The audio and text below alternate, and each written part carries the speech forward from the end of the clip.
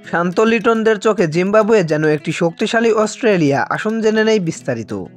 আসন্ন টি-20 বিশ্বকাপকে সামনে রেখে জিম্বাবুয়ের বিপক্ষে 5 ম্যাচের টি-20 সিরিজ খেলছে বাংলাদেশ। এই সিরিজ দিয়ে টাইগারদের বিশ্বকাপ প্রস্তুতি শুরু হয়েছে।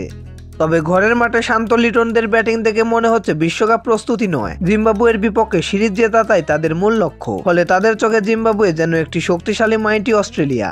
গত সিরিজে শ্রীলঙ্কার বিপক্ষে ব্যাটিং ব্যর্থতার কারণে ঘরের মাঠে সিরিজ খুইয়েছিল টাইগাররা। তাই বিশ্বকাপের আগে দলের মূল ব্যাটারদের ফর্মে ফেরানো জরুরি মনে করেছিল বাংলাদেশ ক্রিকেট বোর্ড। তবে হয়তো সেই কথা ভুলে গেছেন কোচ এবং অধিনায়ক। সাধারণত আমরা জানি চট্টগ্রামের উইকেটে প্রচুর রান হয়, ফলে 4 ছক্কার বিশ্বকাপের জন্য ব্যাটিং প্রস্তুতিটা সেখানে ভালোভাবে সেরে নিতে পারত টাইগাররা। কিন্তু সেখানে টানা 2 ম্যাচে টস জিতে আগে ব্যাট করার সুযোগ পেয়েও ফিল্ডিং নিয়েছে শান্ত।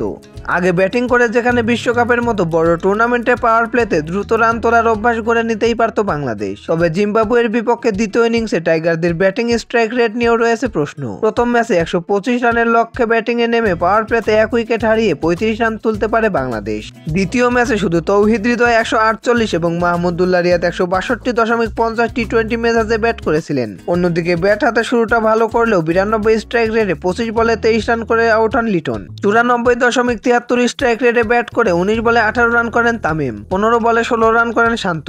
জিম্বাবুয়ের বিপক্ষে টাইগারদের টপ অর্ডারের যদি এই অবস্থা হয়, তাহলে বিশ্বকাপের জন্য কতটা প্রস্তুত শান্ত লিটনরা? চট্টগ্রামের ব্যাটিং উইকেটে আগে ব্যাট করলে চাপমুক্তভাবে ব্যাট করে রানে ফেরার সুযোগ ছিল লিটনের সামনেও। সুযোগ ছিল মূল ম্যাচে নিজেদের পাওয়ার হিটিং এর দক্ষতা পরখ করে দেখে নেওয়ার। বিশ্বকাপের আগে কয়েকটা ম্যাচে 200+ স্কোর করতে পারলে ব্যাটারদের আত্মবিশ্বাসটাও বাড়তো। কিন্তু সবকিছুর বিপরীত দিকে দাঁড়িয়ে আছে বাংলাদেশ ক্রিকেট। বোলিংয়ে তাসকিন শরীফুলরা সামর্থ্যের প্রমাণ দিলেও জিম্বাবুয়ের বিপক্ষে রক্ষণাত্মক ব্যাটিং প্রমাণ করে টাইগারদের ব্যাটিং দুর্বলতা অনেক গভীরে। তো দর্শক বন্ধুরা, খেলাধুলার সকল আপডেট সবার আগে পেতে চ্যানেলটি সাবস্ক্রাইব করে পাশে থাকুন। ধন্যবাদ।